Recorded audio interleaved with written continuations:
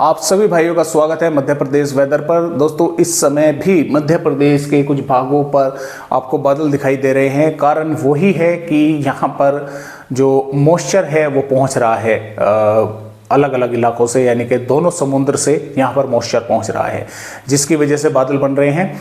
और आने वाली 11 मई में भी मध्य प्रदेश के कुछ भागों पर बारिश होने की संभावनाएं बनी हुई है। हालांकि जैसे जैसे समय आगे बढ़ रहा है, यानी कि 13 मई 14 मई, तो संभावनाएं बारिश की कम है। मध्य प्रदेश के भागों पर हवाओं की रफ्तार काफ़ी तेज़ देखने को मिलने वाली है।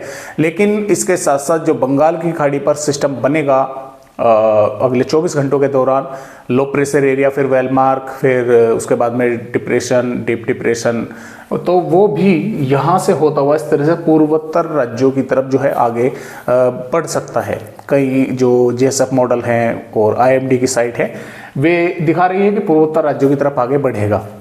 अब जैसे जैसे वो बंगाल की खाड़ी में आगे बढ़ेगा तो लाजमी है कि पूर्वी मध्य प्रदेश के भागों पर उसका बंगाल की खाड़ी का मॉइस्चर पहुंचाता रहेगा, नमीदार हवाएं पहुंचाएगा, जिसकी वजह से पूर्वी मध्य प्रदेश के भागों पर जो बादल वगैरह बनना है, यानी कि तेज हवाएं चलना, बादल बनना, कुछ भागों पर मेघ गर्जना, इस तरह की संभावनाएं जो हैं वे संभावित है आने वाली 15, 16, 17, 18 मई के दौरान। हालांकि अभी तक पूरी तरह से इसका ट्रैक को लेकर यानी कि क्लियर नहीं है कि ये इसी तरफ जाएगा, लेकिन कुछ जो जैसा कि मैंने आपको बताया कि मॉडल जो हैं वे जरूर इशारा कर रहे हैं।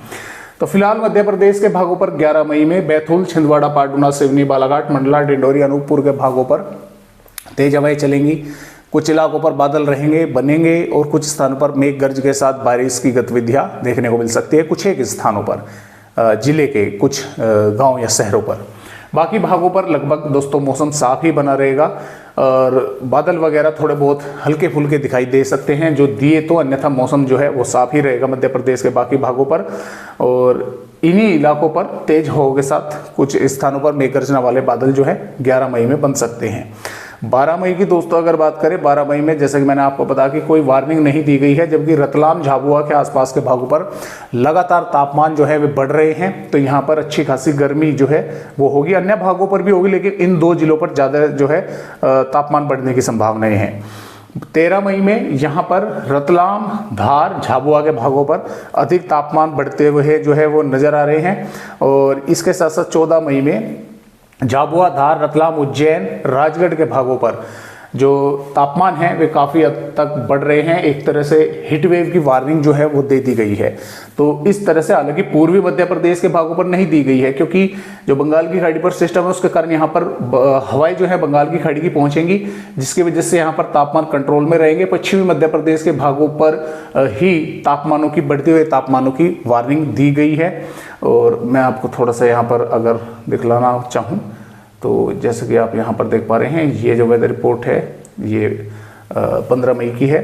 15 मई में जैसे कि आप देख पा रहे हैं जो पश्चिमी मध्य प्रदेश के भाग है यहाँ पर जो हवाएं हैं वे इधर से आ रही हैं, लेकिन पूर्वी मध्य प्रदेश के भागों पर बने इस सिस्टम की बदौलत ये जो हवाएं हैं इस तरह से पहुँच रही हैं बंगाल की खाड़ी की। तो लाजमी है कि इन हवाओं में मॉइस्चर है और मॉइस्चर होने के कारण ये तापमानों को इतना नहीं बढ़ने देंगे जितने पश्चिमी मध्य प्रदेश के बढ़ेंगे। इसके अलावा यहाँ पर 16 मई में भी देखिए पश्चिमी मध्य प्रदेश के भागों पर हवाएं आ रही हैं यहाँ पर अरब सागर की कुछ ऊपर से, लेकिन यहाँ पर पहुँच रही है बंगाल की खाड़ी की।